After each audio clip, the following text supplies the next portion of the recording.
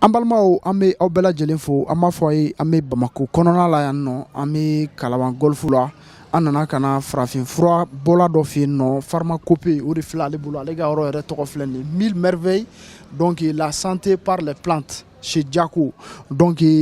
ka se ka kɛnɛya yɛrɛ sɔrɔ ni an ka farafinfuraw ye fura minnu bɛ anw yɛrɛ fɛ yan yiriden minnu bɛ anw yɛrɛ fɛ yan ni k'a sɔrɔ sɔngɔ ta damatɛmɛ ja yɛrɛ fɛnɛ la donc an nana ka na ale lajɛ sisan fɛn minnu b'a bolo a bɛ se ko minnu na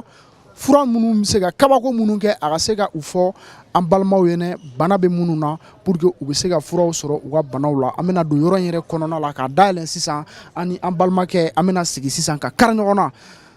donc a bɛ jɛ a bɛ vidéo in a bɛ a lajɛ a bɛ a partager. Auzubillahi minashaitanir rajim. Bismillahirrahmanirrahim. An balimaw an bɛ aw bɛɛ lajɛlen fo a fɛn fɛn sɔgɔlen don nin wagati la Kati 24 la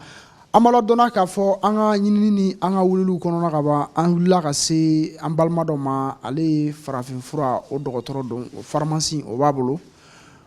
n'i ko ko mɔgɔ i ko ko kɛnɛya adamadenya tɛ se ka taa ni kɛnɛya tɛ donc kɛnɛya ɲuman bɛ se ka sabati cogoya jumɛn na ni anw yɛrɛ ka yiri kɛrɛnkɛrɛnlen yiri minnu bɛ anw yɛrɛ fɛ yan jamana in kɔnɔ yan ka se ka adamadenw k'u ni tanga ka se ka kɛnɛya ka o di u ma cogoya min na o hukumu kɔnɔna la an sera an balimakɛ ma. Ne tɔgɔ ye Soyibou Diako, chercheur indépendant naturopathe. Ne wolola Côte d'Ivoire ka mɔ Côte d'Ivoire min ye n kalan professeur Ake Assi mais o tɛmɛnen kɔ Mali la yiridɔnna caman ye n kalan n gɛrɛla mɔgɔ caman na mais n tɛ se k'u bɛɛ tɔgɔ citer bi voilà donc officine de bɛ ne bolo donc officine kɔrɔ ye di min bɛ recherche kɛ ka fura ɲini k'a traiter ka tila k'a conditionner k'a feere o chaîne de valeur o de tɔgɔ ye ko officine. Oui, autorisation bɛ n bolo ministère de la santé INRSP voilà olu ka autorisation bɛ n bolo ministère ka autorisation bɛ n bolo voilà donc an bɛ baara kɛla n'o de ye. A bɛ kabako kɛ furaw bɛ kabako kɛ et puis n bɛ fɛ ka min fɔ ani dɔgɔtɔrɔw fana bɛ baara kɛ ɲɔgɔn fɛ dɔgɔtɔrɔw bɛ mɔgɔw bila ka na yan bon ne fana bɛ mɔgɔw bila ka taa dɔgɔtɔrɔw fɛ analyse ni fɛnw na bon ni mɔgɔ minnu na n'u ka analyse papier ye n'an ma min faamuya fana an b'a ci dɔgɔtɔrɔw ma u b'a fɔ an ye en français facile parce que ne n'olu ka domaine kelenw tɛ voilà. D'accord an balimaw an b'a fɔ an ɲɛna bana o de ye mɔgɔ jugu ye bamananw ko ko jugu tɛ maa la ni bana tɛ maa minnu bɛ bana la ala ka kɛnɛya d'u ma ala ka anw yɛrɛ fɛnɛ kisi bana ma fɔlɔfɔlɔ n'i y'a ta k'a lajɛ anw fɛ yan bamanan na dɔgɔtɔrɔsow kun tɛ yan lopitaliw kun tɛ yan kilinikiw kun tɛ yan ni maaw kun bana la i kun b'i munumunu a ka so kɔfɛ ka gɔlɔbɛ dɔ kari dɔrɔn ka a kɛ ji la k'a kalaya k'a min i ka bana a tun bɛ tɛmɛ bana caman bɛ yen a fura bɛ anw yɛrɛ fɛ yan mais adamaden i ka da i yɛrɛ la i ka sɔn i yɛrɛ ye hali i b'a ye fura minnu bɛ dilan tubabuw fɛ yen a fura ninnu caman i b'a sɔrɔ a ju bɛ bɔ anw fɛ yan farafinna mais an ka fura ninnu an tɛ u ta ba la an tɛ u bamayɛlɛma an tɛ baara k'u kan wa i b'a sɔrɔ an caman yɛrɛ fɛnɛ dalen tɛ a fura ninnu na an bɛ don min na i ko bi maa sɔrɔla maa minnu bɛ Mali kɔnɔ an ka fura minnu bɛ bɔ anw yɛrɛ fɛ yan fura ninnu k'a ta k'a bamayɛlɛma k'a dilan a ka se ka maaw nafa o fura dɔ filɛ an ɲɛkɔrɔ nin ye u b'a fɔ a ma ko 1000 merveilles donc 1000 merveilles 1000 kɔni o ye 1000 ne ma fili merveille kɔni a bɛ i n'a fɔ kobaw kɛ min bɛ kobaw kɛ 1000 merveilles mun filɛ an ɲɛkɔrɔ nin ye bon n'i y'a ye an ka société yɛrɛ tɔgɔ baptisé nin fura in na nin fura in de y'an lancé parce que n'i y'a mɛn ko adamaden kɔnɔbara don n'i bɛ dumuni fɛn fɛn kɛ dumuni bɛ taa ɲɔgɔn sɔrɔ kɔnɔbara in de la mais pour que kɔnɔ ka dumuni traité fo kɔnɔ yɛrɛ de ka ɲɛ mais ni kɔnɔ ma ɲɛ ni kɔnɔ ma ɲi a tɛ se ka dumuni traité o hali fura yɛrɛ pour que kɔnɔ yɛrɛ ka dumuni fura absorber ka ɲɛ il faut que kɔnɔ yɛrɛ ka ɲɛ donc nin bɛ kɔnɔ de dilan nin bɛ nɔgɔ de bɔ adamaden kɔnɔ nin bɛ tɔnɔgɔ de bɔ mɔgɔ kɔnɔ parce que tɔnɔgɔ yɛrɛ de ye adamaden jugu fɔlɔfɔlɔ ye parce que kɔnɔna bana 100 o 100 n'i y'a jateminɛ 90 a source ye tɔnɔgɔ de ye parce que furudimi yɛrɛ filɛ furudimi yɛrɛ source ye tɔnɔgɔ de ye o de kosɔn ni tɔnɔgɔ dɔw ko kɔnɔna tumu les parasites maintenant ko parasite fana parasite qualité ka ca parce que parasite il y a les vers il y a les champignons il y a les bactéries il y a les levures nin bɛɛ parasite de ye mais n'a fɔra parasite dɔrɔn mɔgɔ bɛ miiri kɔnɔna tumu ninnu dɔrɔn de ma tɔnɔgɔ ninnu dɔrɔn de ma donc anw fɛ yan n'anw bɛ furudimi furakɛ sisan anw bɛ nin de di mɔgɔ ma i ka tɔnɔgɔ b'i kɔnɔ fɔlɔ i ka kɔnɔnatumu b'i kɔnɔ fɔlɔ parce que kɔnɔnatumu qualité 3 bɛ yen ankylostom bɛ yen helicobacter pylori bɛ yen ami bɛ yen olu fɛn fɛn mana k'i kɔnɔ olu b'i furu de ɲimi k'i nugu ɲimi olu ni teniya tɛ kelen u ni ascaris tɛ kelen u ni oxyre ninnu tɛ kelen parce que oxyre ninnu ni ascaris ni teniya ninnu ani tɔnɔgɔ qualité tɔw olu b'i ka dumuni nafama yɔrɔ de ta dumuni bɛ yɛlɛma k'a bɛ taa kɛ joli ye wagati min na olu b'o vitamine yɔrɔ de ta mais nunu dun nunu bɛ balo i nugu ni furu de la a bɛ fɔ fɛn min ma ko muqueuse c'est une couche protectrice c'est-à-dire que qui tapisse tout l'appareil digestif b'o fɔ bamanankan na c'est-à-dire que ka taa i da yɛrɛ kɔnɔ ka taa da kɔnɔ fɛn fɛn ka ɲin bɔ a la nɛn bɛ maga fɛn fɛn na o bɛɛ ye muqueuse de ye bon muqueuse nin o de bɛ jigin fo kan kɔnɔna na ka taa fo nugu la n'i bolo don nugu kɔnɔ sisan a bɛ nɛmaya min kɛ de couche protectrice dɔ de n'a bɛ fɔ ko muqueuse i y'a faamuya donc tɔnɔgɔ ninnu bɛ balo o de la olu bɛ balo o de la o b'o détruire donc n'o détruire la dɔrɔn ulcère nana donc n'i bɛ ulcère furakɛ anw de nana n'o principe ye ulcère o ye kɔnɔna joliw ni furudimiw ye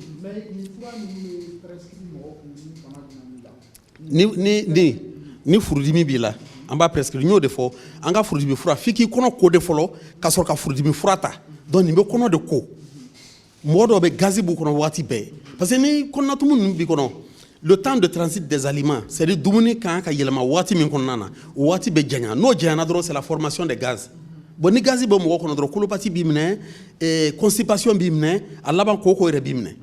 i y'a faamuya donc mille merveilles nana de ka na mɔgɔw lafiya parce que n'i bɛ kɔnɔ yɛrɛ ko sisan parce que mɔgɔ caman b'a fɔ kɔnɔ tɛ ko kɔnɔ bɛ ko dɛ parce que ne bɔra yɔrɔ min na Côte d'Ivoire fiyɛlibara de bɛ mɔgɔw bolo i mana taa tukɔnɔ jamana fɛn fɛn na Nigériaw ni Congo ni Gabon ni yɔrɔ ninnu bɛɛ la fiyɛlibara de bɛ mɔgɔw bolo u bɛ to k'u kɔnɔ ko mais même dans la médecine moderne tubabuw yɛrɛ y'o ta farafinw fɛ le nettoyage du côlon nuguba koli ça a des effets de détoxification a bɛ adamaden farisogo yɛrɛ détoxifier a bɛ toxine c'est-à-dire a bɛ nɔgɔ yɛrɛ bɔ fari la i y'a faamuya voilà o de ye mille merveilles ye a bɛ nafa caman de ɲɛ mɔgɔ dɔw filɛ sisan n'u ye dumuni kɛ dumuni tɛ yɛlɛma o ye kelen ye dɔw fana bɛ yen waati bɛɛ o kɔnɔ bɛ ja dɔw kɔnɔ mankan bɛ bɔ kururukuru i sigilen yɛrɛ i b'a mankan mɛn kɔnɔja banbali de bɛ dɔw la mais ni kɔnɔja banbali b'i la n'i ye mille merveilles ta hali n'i y'a tali dabila hali n'a kɛra siɲɛ kelen ye tile kɔnɔ i bɛ taa ɲɛgɛn na o bɛɛ de mille merveilles avantage ye i bɛ dumuni kɛ ka ɲɛ a b'i relaxer quoi parce que ni kɔnɔ jalen don fasaw bɛɛ bɛ ja mais ni kɔnɔ ka maga i b'a ye tout est relaxé. D'accord. Sisan an bɛ bɔ mille merveilles la an bɛ na Florana Estomac nin fana ye nin y'an ka furudimi fura ye anw de y'a fɔ mɔgɔw ye k'a fɔ furudimi bɛ ban a preuve de b'an bolo mɔgɔ caman de tun bɛ yen min tun tɛ se ka sun don mais ala barika la depuis u ye Floranati ta u bɛ se ka sun don sisan dɔw tun tɛ se ka basi dun su fɛ parce que nin fura c'est un bon cicatrisant. An b'a dilan ni an ka farafin yiriw de ye an ka yiri caman de b'a la a bɛ fɔ yiri min ma ko les plantes vénotoniques o kɔrɔ ye min bɛ veine tonifier c'est-à-dire que jolisiraw ka fanga di jolisiraw ma parce que ni jolisira dégradé la ulcère bɛ juguya de voilà donc fura caman bɛ nin na i n'a fɔ joro b'a la wo b'a la fura caman de b'a la quoi fɛn caman de b'a an tɛ se k'a bɛɛ citer i y'a faamuya a kɔni hali ni reflux gastrique bɛ mɔgɔ min na i n'a fɔ mɔgɔ dɔw bɛ yen sisan a bɛ kɛ comme ni dumuni bɛna yɛlɛ u kan na dɔw ta a bɛ kɛ comme ni foronto yɛrɛ ka sɔrɔ u ma foronto dun a b'u jeni u kan na i y'a faamuya n'i ye nin cuillère ɲɛ kelen ta dɔrɔn a b'i lafiya mɔgɔ caman de ko k'a y'u ka furudimi ban don o don témoignage b'an bolo. D'accord ni an bɔra ale la ni fura nin ye vitamine de ye parce que la carence vitaminique c'est-à-dire que ni vitamine tɛ adamaden farisogo la o y'a damabana ye parce que vitamine n'a dɛsɛla adamaden na o y'a damabana de ye par exemple vitamine B6 ninnu filɛ sisan ou bien B3 ninnu n'olu manquera i fari la beriberi o de b'i minɛ fɔlɔ ni kasodenw tun bɔra kaso la sisan i b'a ye u kɔnɔ fununen don u fari tɔ jalen don u kɔnɔ fununen don o ye beriberi de ye o ye carence vitaminique de ye voilà vitamine B6 B12 ninnu i y'a faamuya bon sisan u bɛ sɔ de di kasodenw ma u bɛ sɔ d'u ma parce que sɔ in kɔnɔna na fɛnkɛ b'a la vitamine bɛɛ b'a la vitamine B12 ninnu b'a la B caman de bɛ sɔ la quoi B1 B2 B12 ninnu o bɛɛ de bɛ sɔ la i y'a faamuya o de kosɔn sisan i b'a ye kasodenw y a pas de problème bon maintenant nin fura in nin bɛ fɛn caman de ɲɛ adamaden fari la hali ni fɛn t'i la i bɛ nin fura in ta e yɛrɛ bɛ na nin fura in ta i bɛ na essayer i bɛ na fɔ ɲɔgɔn ko non vraiment i ma deli ka nin fura ye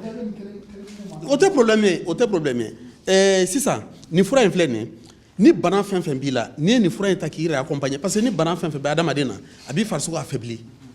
parce que i tɛ se ka dumuni kɛ donc il y a des carences de vitamines est-ce que il y a des carences nutritionnelles donc n'i ye nin fura in ta a b'o de combler parce que an bɛ dumuni fɛn fɛn kɛ sisan an bɛ dumuni fɛn fɛn kɛ an ka dumuni mɔlen don kojugu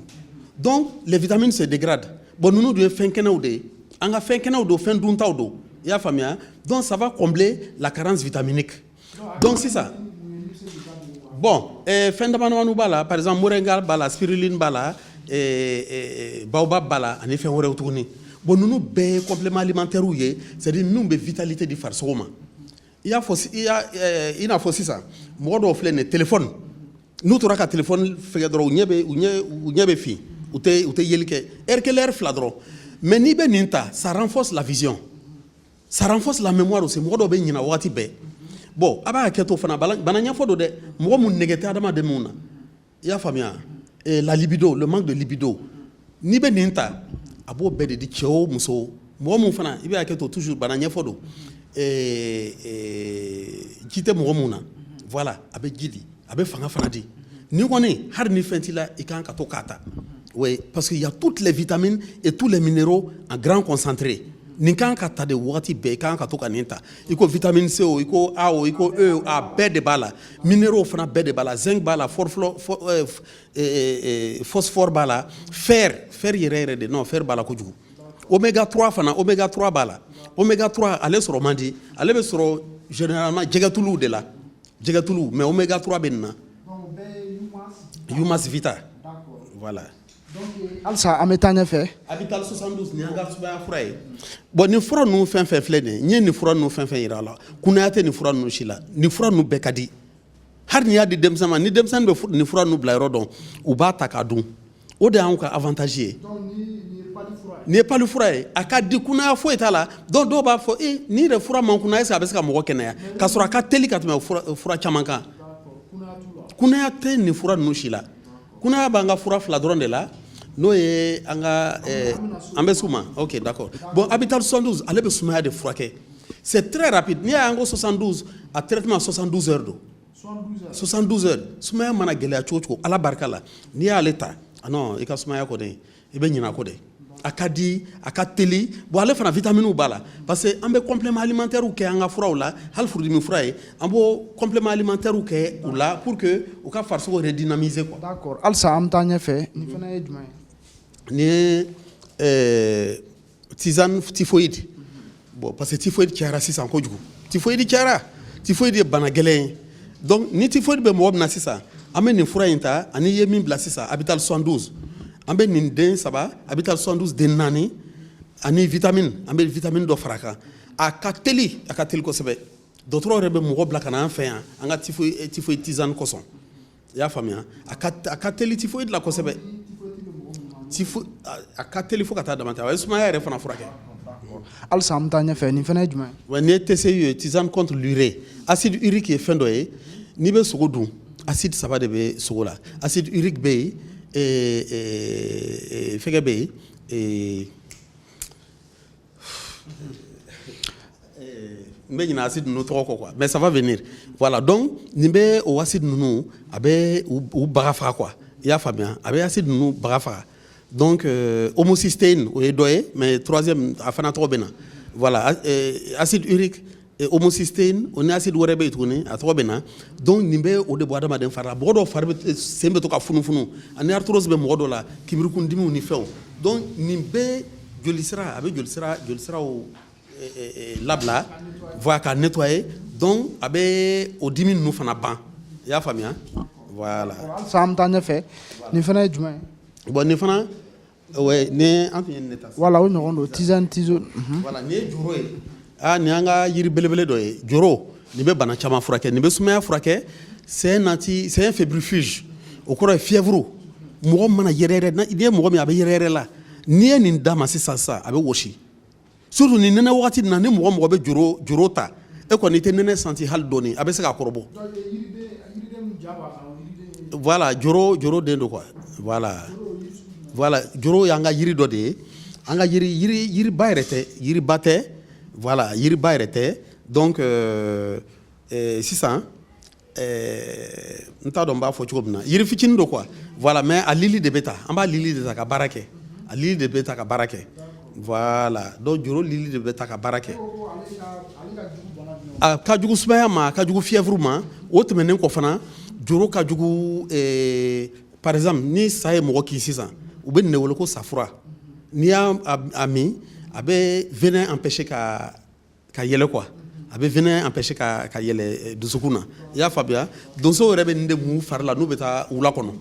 voilà ni saya hali n'i ye a mugu ta k'a fufu i ka yɔrɔ la mɔgɔ min bɛ wula kɔnɔna fanfɛla ninnu na hali ni i ma mugu yɛrɛ sɔrɔ i y'a kala bila sa tɛ se e kɔni ka yɔrɔ la voilà tant que a nun bɛ don a kasa la bon a bɛ bana caman wɛrɛw furakɛ quoi nin fana ye jumɛn ye voilà donc nin ye amine détox nin y'an ka fura belebele dɛ nin ye détoxifiant de ye nin bɛ toxine de bɔ adamaden farisogo la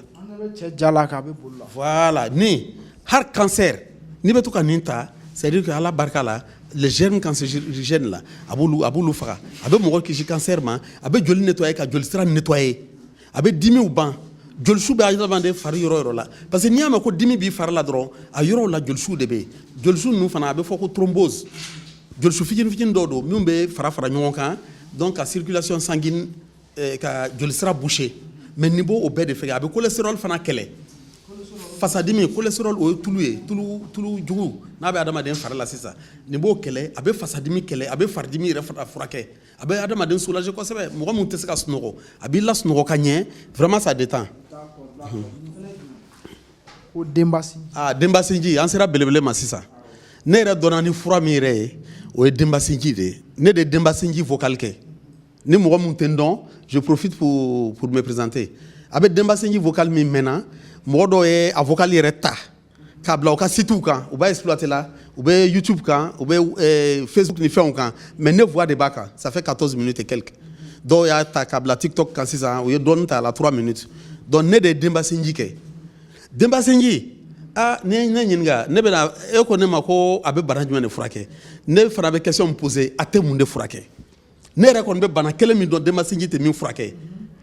n'i ka tension bɛ jigin a tɛ se k'o de yɛlɛ dɔrɔn parce que ale yɛrɛ bɛ tension jigin de kosɛbɛ nin bɛ sɔgɔsɔgɔ furakɛ a bɛ sinsan furakɛ a bɛ angine furakɛ a bɛ rein banaw a bɛ rein banaw furakɛ les tumeurs hali kunna sini muso dɔ bɔra yan ala de ye n sere ye muso ko kuru belebele dɔ tun b'a sin na kuru in tun jalen don a joli sira bɛɛ tun bɛ ye sin in kan ka sin ka wo bɔ sin na mais muso ko ale tun kan ka opération de kɛ mais ale denbasinji vocal mɛn ale tugula denbasinji kɔ pendant 8 mois a nana ka na sin de yira an na kuru tununna donc denbasinji a bɛ sugunɛkɛ banaw furakɛ a bɛ tɔgɔtɔgɔni furakɛ hali ni kɔnɔ yɛrɛ jara i ye denbasinji min sisan i bɛ taa ɲɛgɛn na mais a tɔgɔ denbasinji o kɛra de o dara c'est à dire que muso denmisɛnnin dɔw bɛ yen sisan u kɔnɔɲɛ fɔlɔ sinji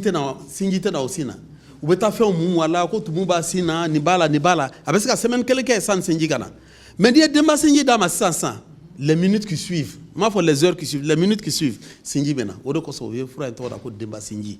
a bɛ den fura caman de ni an bɛɛ y'an ka farafin yiriw de ye nin bɛɛ ye mali yiriw de ye nin b'an ka so kɔfɛlaw ni sira kɛrɛfɛlaw de la nin bɛ yɔrɔ bɛɛ denbasinji denbasinji bon nin fana tɔgɔ ko dennangola bon dɔw ko dendakɔla manikaw mali la yan o ko dendakɔla bon Côte d'Ivoire ko dennangola voilà bon denmisɛnnin fura don kosɛbɛ a bɛ kɛ denmisɛnnin fura caman na mais surtout biyɛndimi fura ɲuman yɛrɛ don oui hali ni biyɛn commencera k'i dimi sisan n'i ye fitinin ɲimi dɔrɔn i b'a ye o douleur kɔni bɛ jɔ tout de suite donc a b'an ka biyɛndimi furaw la a b'an ka fura camanw na a ka ɲi fɛnkɛ fana ma hali diabɛtitɔw a ka ɲi u ma yɛrɛdimi banaw a ka ɲi olu fana ma kosɛbɛ mais an b'a mélanger fura camanw na quoi voilà ni fana y'an ka farafin yiriw de ye denbasinji bɛ pousser yɔrɔ yɔrɔ la ale fana bɛ pousser i y'a faamuya voilà donc ale kɔfɛ tuguni an bɛna maga dɔ wɛrɛ la nin ye diabɛtisant nin ye diabɛti fura ye an ka diabɛti fura ye ka ɲi kosɛbɛ parce que mɔgɔ caman de bɛ yen u tun degunnen bɛ diabète la kosɛbɛ mais u ko k'u ye nin fura in ta vraiment a bɛ to jigin et non seulement ça empêche le sucre de se transformer en graisse parce que ni sukaro cayala adamaden fari la a bɛ yɛlɛma ka kɛ graisse de ye mais nin b'o o de empêcher i y'a faamuya donc a ka ɲi diabète tɔw ma kosɛbɛ voilà. Ni ye ale ye diabète fura ye donc diabète bɛ minnu na voilà u bɛ se k'ale commander voilà. Bon nin ye manɛnɛ ye manɛnɛ nin ye antibiotique de ye mais antibiotique dɔrɔn tɛ dɛ nin muso min ka denko ka gɛlɛ a fura de ye nin nin paquet 6 vitamine paquet 6 ani mille merveille paquet 1 o de ye denko fura ye ala barika la nin fana y'an tɔgɔ lase yɔrɔ caman na parce que n bɛ examen a ye 20 ans de mariage de kɛ a ma se ka den sɔrɔ donc dɔgɔtɔrɔ yɛrɛ y'a cɛ wele k'a fɔ ko non ko scientifiquement c'est pas possible k'a tɛ se ka den sɔrɔ ko cɛ kana dépenser foyi kɛ tuguni k'u ye fɛn bɛɛ kɛ u ye insémination artificielle u ye fɛn bɛɛ kɛ a ma se mais a nana anw fɛ a bɔra cɛ kɔfɛ a nana an fɛ a kalo min na a ye kɔnɔ ta a jigila donc nin fura in a bɛ infection furakɛ parce que infection de bɛ na les infections mal soignées o de bɛ na ni bana ninnu caman ye faut que infection ka furakɛ parce que fɛn ɲɛnamaw dɔw b'i kɔnɔ c'est des corps étrangers donc n'u sera ka se e ka fɛn ɲɛnamaw na fɛn ɲɛnamaw bɛ e kɔnɔ u bɛ sigi de donc denko bɛ gɛlɛya bon muso min ka koli bɛ to ka tigɛ tigɛ muso min ka koli yɛrɛ tɛ na muso dɔw bɛ yen n'u ka koli an balaka dɔw n'u ka koli bɛ na u kɔnɔ b'u dimi kosɛbɛ nin b'o bɛɛ de furakɛ manɛnɛ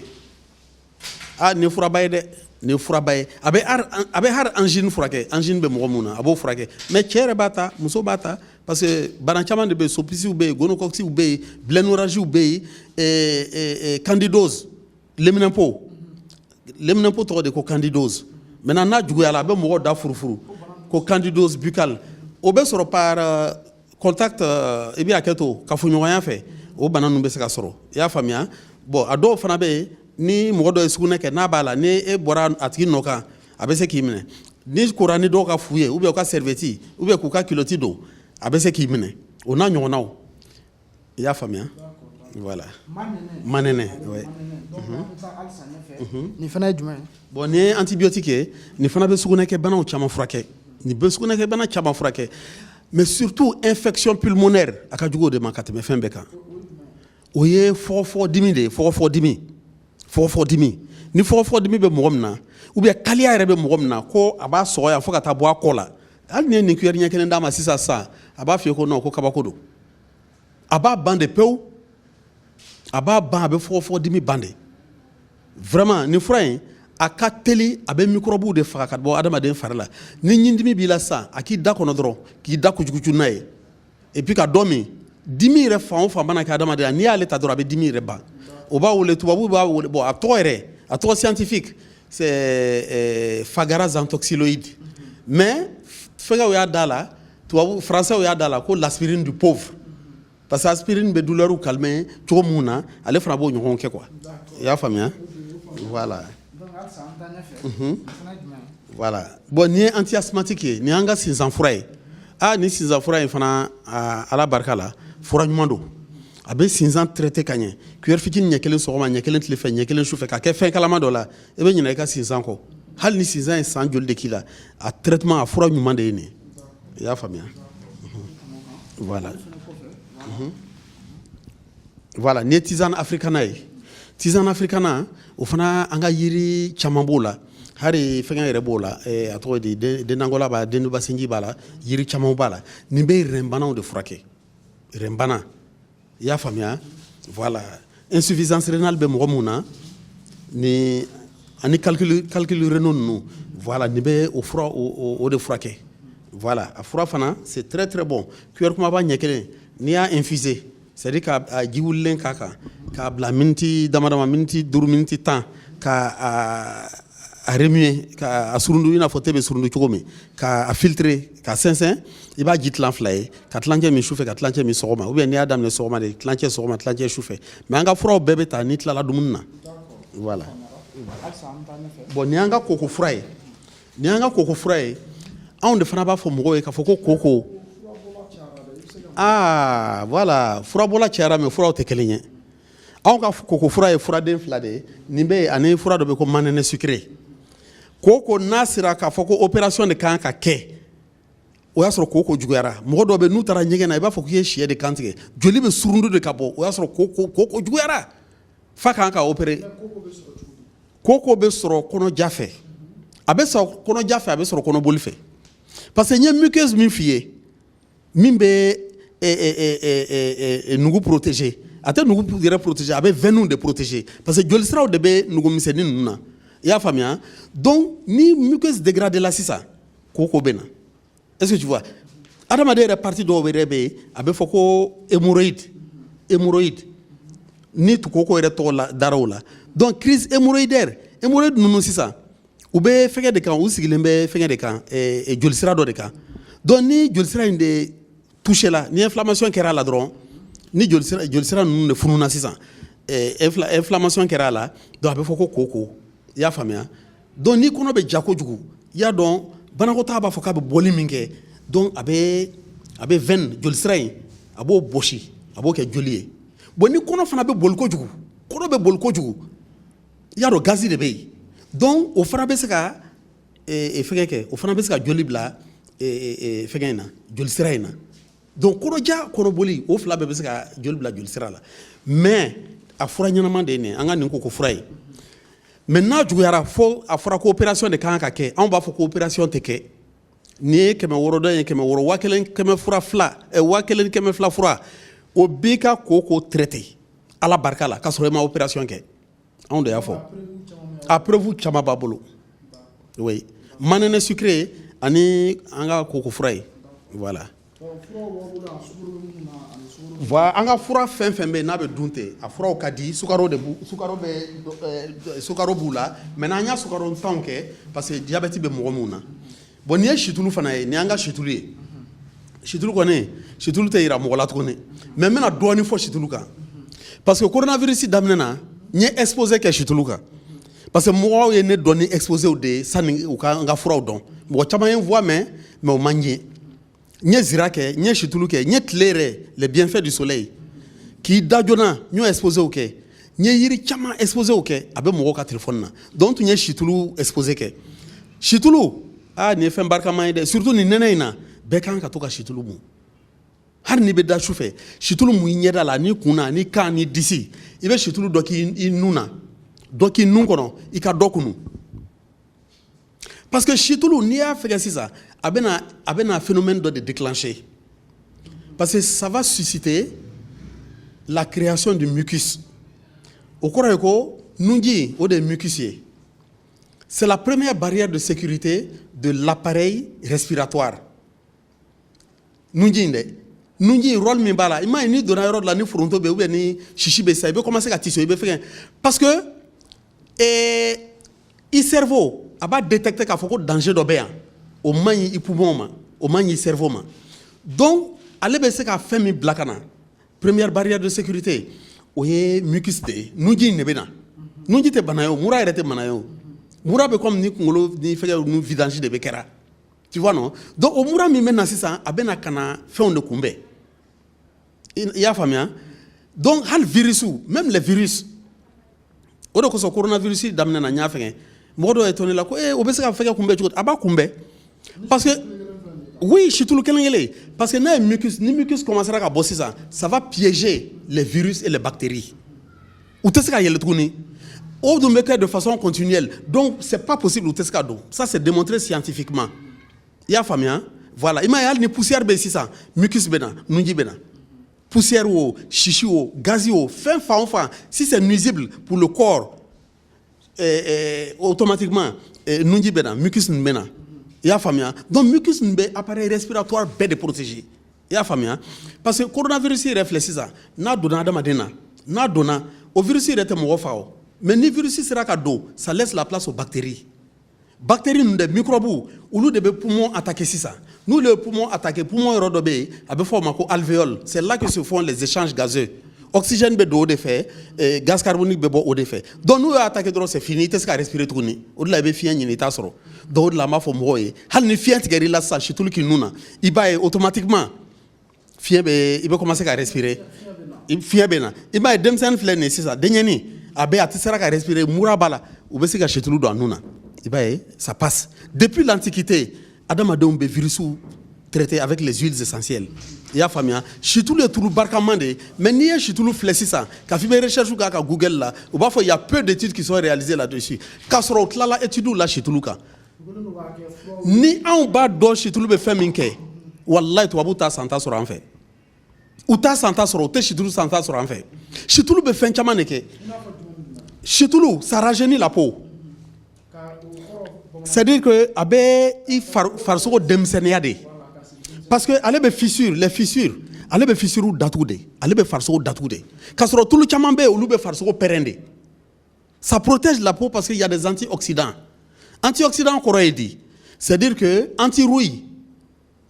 rouille, zone, ni zone ben negala ebe anti-rouille kala. Donc allez faire comme farso anti-rouille. Il y a famille. Donc ça protège la peau. Et puis ça rend la peau est tout le temps humide. C'est-à-dire que ça, comment dirais-je, voilà, avec farso, il va faut que jidon bi il faire là quoi, comme ni faire wash la wati be. Fait yana monte ska do il pour là, pour wo de ba demander faire là. Il y a famille, hal ni fait yana ma quand ka do faire là. Le fait qu'il be chitulumu, ateska don tourner, parce que ça raffermit la peau. Ale be pour raffermir de ale ntulu chama te kele tulu chama be mo koro produit ni fait on be tulu do la tulu do be produire tout là mais ni ba mu c'est des huiles de surface ou be to sans faire la drone là mais surtout non seulement c'est une huile de surface mais c'est une huile transdermique c'est-à-dire ale be do fo adama de farire là chitulu be bo shire de là shi yiri barkama en ba dun en ba atuluta kamu a farafana a farafana a be angine furake a ka tel angine ma ka be fura beka ya famia donc chitulu a vraiment chitulu m'a fo mo ye aka sebe do chitulu ma ni tubabu namba don tubabu ye recherche min ke fola out méthode de ke ni chitulu yo anga ngomi nanga furfuru ni fo bet me yira ni chitulu voilà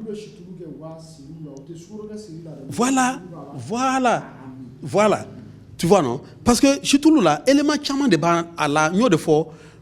recherche ou keraka mais recherche ou tena de on de ma fo de kanga recherche ou ke ka fo ninde bala ya famia voilà sinon to babu tena akeka dama mo ni banire là e mo de continue ikeire de ou bien voilà. Donc ama ñina balma fe ko vidéo nunu ka a partager parce que ni savoir de donner à munundo ate koko ate bako atiki yɛrɛ filɛ an kɔrɔ yan mais ni mɔgɔ min bɛ fɛ ka e lasɔrɔ cogoya min na. Ok n ka téléphone numéro 79 94 22 98 voilà bon 68 30 31 68 30 31 o y'an ka numéro ye anw bɛ golfu la Bako Jikɔrɔni golfu. An bɛ misiri wami kɔfɛ ballontan terrain dɔ bɛ yen n'i ye mɔgɔ ɲininka ko misiri wami kɔfɛ ballontan terrain kɛrɛfɛ u bɛ an ka yɔrɔ yɛrɛ la an ka yɔrɔ tɔgɔ ko 1000 merveilles pharmacopée 1000 merveilles voilà.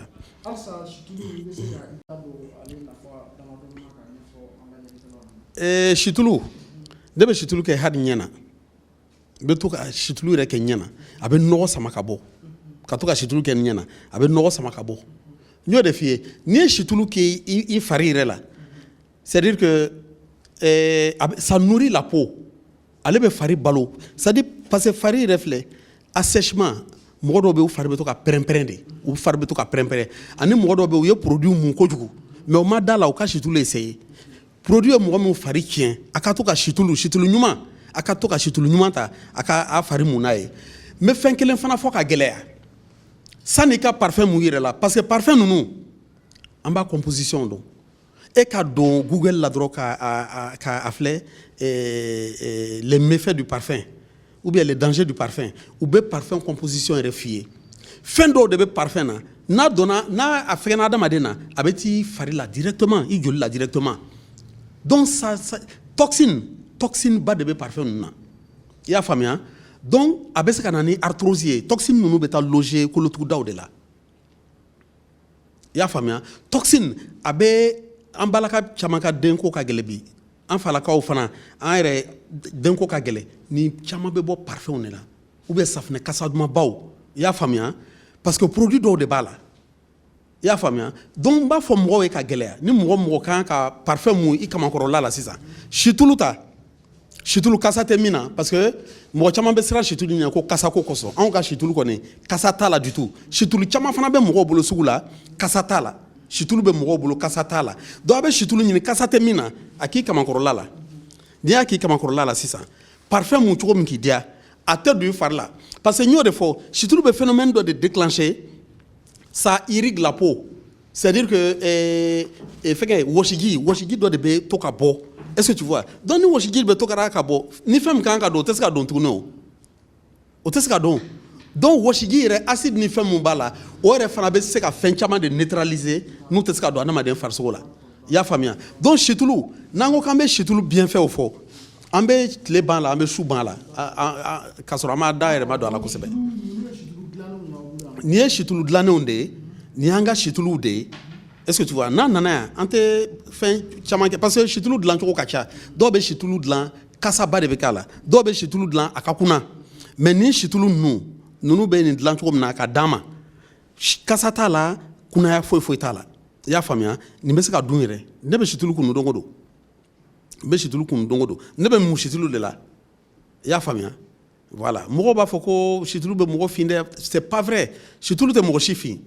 ni situlu y'i fin c'est que i finnen don ka kɔrɔ an yɛrɛ ye farafin dɛ an bɛ siran fin ɲɛ pourquoi situlu bɛ a ka ɲi adamaden fari ma de ça protège même contre le soleil ça protège contre le soleil i ka tulu dɔ ta i ka bɔ tile kɔrɔ sisan tile b'i jeni de a b'i jeni de k'i fin mais i bɛ situlu ta au contraire parce que n'i ye situlu ta sisan a bɛ wɔsiji de déclencher donc o ka ɲi fari ma wɔsiji yɛrɛ ka ɲi adamaden fari ma acide ni fɛn mun b'a la a bɛ fari yɛrɛ traité de wɔsiji bɛ adamaden fari traité parce que i m'a ye ne yɛrɛ b'a fɔ mɔgɔw ye n k'u ka to ka sport ni fɛnw kɛ parce que i bɛ wɔsili min kɛ les acides et les graisses o de bɛ bɔ i fari la kɔgɔ min ka ca i fari la sukaro min ka ca i fari la tulu min ka ca i fari la voilà. Mille merveilles. Miel voilà ni ye miel de ni y'an ka di de ye voilà ni ye di de ye di kɔni vertu kɔni je crois que mɔgɔ caman bɛ di vertu dɔn sisan parce que di ce que les plantes ont d'essentiel o de ye di ye i y'a faamuya le nectar des plantes parce que yiri yɛrɛ filɛ sisan yiri pour que yiri yɛrɛ ka kɛ yiri ye a bɛ bɔ fleur de la i y'a faamuya a bɛ bɔ fleur de la donc fleuri ji de o de ye fɛnkɛ ye ni diden b'a kɔnɔ o de ye di ye mais di yɛrɛ la fɛn caman bɛ yen pollen bɛ yen fɛn caman de bɛ di la quoi est-ce que cire bɛ yen la cire da bɛ yen a ka ca di fɛnw diden ka fɛn baaraw ka ca mais di yɛrɛ en lui-même di yɛrɛ fana ye vitamine ba de ye vitamine caman de b'a la minéraux caman de b'a la fɛn caman de b'a la min bɛ adamaden oui ni diabète b'i la i kana min parce que sukaro don ni mɔgɔ k'i ma ko di tɛ sukaro de sukaro don dɛ mais a kɔni ka ɲi ni an ka bisigila sukaro ninnu ye parce que produit chimique foyi t'ale la c'est naturel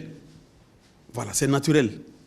i y'a faamuya voilà donc di bɛ bana caman furakɛ antibiotique don anti-inflammatoire don antifongique don a bɛ bana caman de furakɛ i y'a faamuya voilà. Ok donc an bɛ bɛɛ lajɛlen fo n b'a ɲini an lajɛbagaw fɛ a ka video ninnu a k'u partager parce que nin wagati in na an ni maa min bɛ ɲɔgɔn fɛ ale ye docteur Jako ye an bɛ bɛɛ lajɛlen fo donc an b'a ɲini fɛ sisan i bɛ se ka welekan jumɛn da banabaatɔ ni banabaatɔ somɔgɔw ye. ok ne bɛ min fɔ ka gɛlɛya bon sani ka banabaatɔ ni banabaatɔ somɔgɔw fo n bɛ Kati 24 fo fɔlɔ n tun ka kan ka kuma daminɛ n'o ye n bɛ Kati 24 fo n bɛ furakɛlikɛla bɛɛ fo Mali furakɛlikɛla bɛɛ a tubabu furakɛla farafin furakɛla o y'an kɔ baara min na Ala ka nɔgɔya halisa Ala ka kɛnɛya di an ka banabagatɔw ma mais n bɛ min fɔ banabagatɔw ni banabagatɔ somɔgɔw ye c'est vrai que ne bɛ farafin fura de feere mais n bɛ mɔgɔw encourager u ka taa dɔgɔtɔrɔso fana na u ka taa dɔgɔtɔrɔso la parce que dɔgɔtɔrɔso de la diagnostic bɛ se ka kɛ analyse bɛ se ka kɛ i y'a faamuya bon banaw bɔlen don ɲɔgɔn fɛ mais o cogoyaw tɛ kelen ye mais ni analyse de kɛra analyse de bɛ se ka jira k'a fɔ nin don i y'a faamuya donc n bɛ mɔgɔw encourager u ka taa analyse kɛ n'i taara analyse kɛ yɛrɛ i furakɛ ka nɔgɔ parce que min b'i la o dɔnnen don mais e bɛ tâtonner o dɔ b'a fɔ ah ko non nin fura in de ka ɲi dɛ e bɛ t'o san nin de ka ɲi dɛ ko musokɔrɔnin ye ballon tan dɛ cɛkɔrɔba ye bere bila dɛ a donna tan o fura kirikara ninnu i bɛ t'o de la i ka bana bɛ juguya u b'i cɛ ka taa dɔgɔtɔrɔso la donc n b'a fɔ mɔgɔw ye a ka taa dɔgɔtɔrɔso la san'a ka juguya n'a taara dɔgɔtɔrɔso la n'u y'a yira a la k'a fɔ bana min b'a la n'a y'a diya a b'a tubabuya furakɛ n'a y'a diya a bɛ s'anw yɛrɛ fana ma a farafin furaw bɛ ni a fura min b'an bolo an b'o d'aw ma ni fura min tɛ ne bolo fana ne b'a fɔ mɔgɔw ye ko nin fura tɛ n bolo i y'a faamuya donc mɔgɔw ka wuli u kana to ni bana ye u kana to ni bana ye ka fɔ fo bana ka juguya parce que dɔw b'a ɲɛna k'a fɔ ko cɛya don u bɛ to k'a fɔ ko ne depuis ala ye n da ma se dɔgɔtɔrɔso la o mɔgɔ sugu n'a taara dɔgɔtɔrɔso la don min a bɛ gɛlɛya dɛ san'a ka segin a bɛ gɛlɛya donc i sen bɛ se k'i se dɔgɔtɔrɔso la waati min na o waati i k'i jija hali ni fɛn t'i la i ka taa lajɛ parce que jamana caman de bɛ yen olu bɛ bilan de santé de kɛ san o san n ka kɛnɛ o man kɛnɛ o bilan de santé de bɛ kɛ donc an b'a fɔ mɔgɔw ye ka gɛlɛya mɔgɔw ka to ka taa dɔgɔtɔrɔso la ka analysew kɛ n'o kɛra i ka fura bɛ nɔgɔya voilà o welekan voilà o de ye n ka welekan laban ye donc n b'a fɔ mɔgɔw ye fana u kana mille merveille la an ka nɛgɛjuru sira 79 94 22 98 n bɛ segin a kan 79 94 22 98 numéro filanan 68 68 30 31 voilà donc n ka foli bɛ bɛɛ ye. Merci. Wassalam. Ageto Bakan.